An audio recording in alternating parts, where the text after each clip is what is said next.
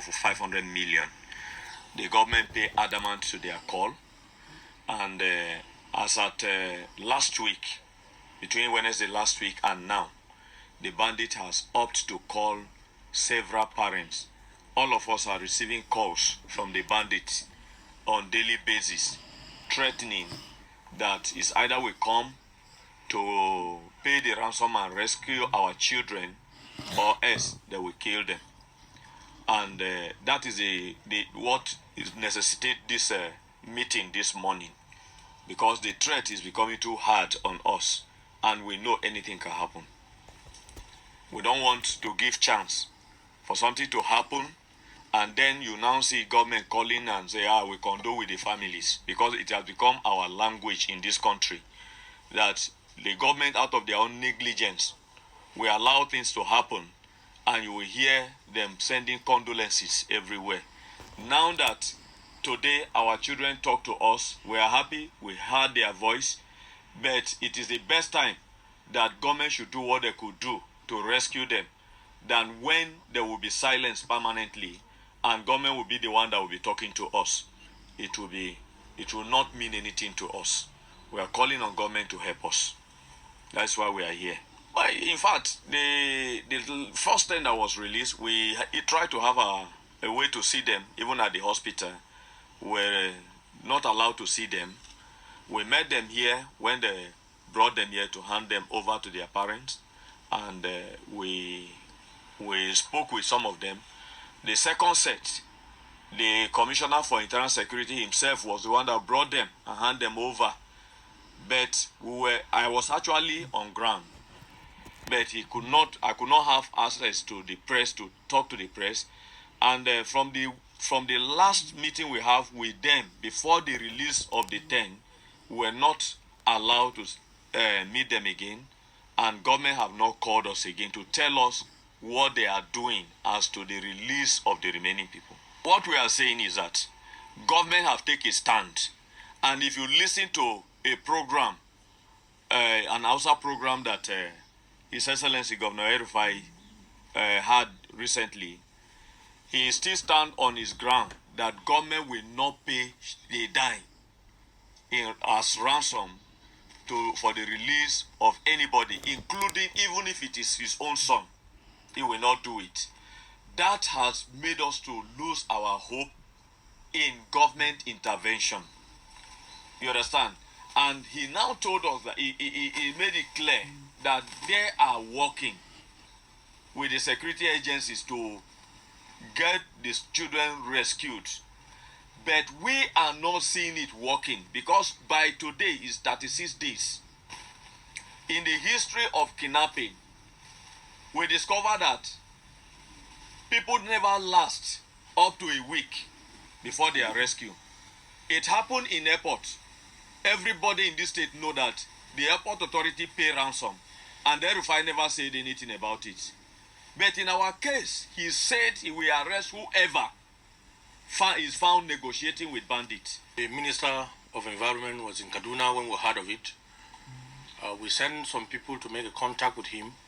They contacted him that we, the parent, want to see him.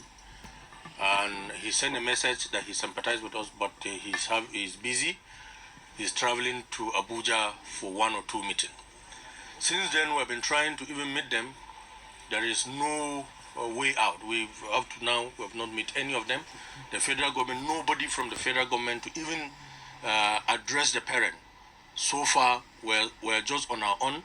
The last meeting we have with government on this matter, with the intention they are going to do some things, but up to now, the last we got from them is threat by the same government.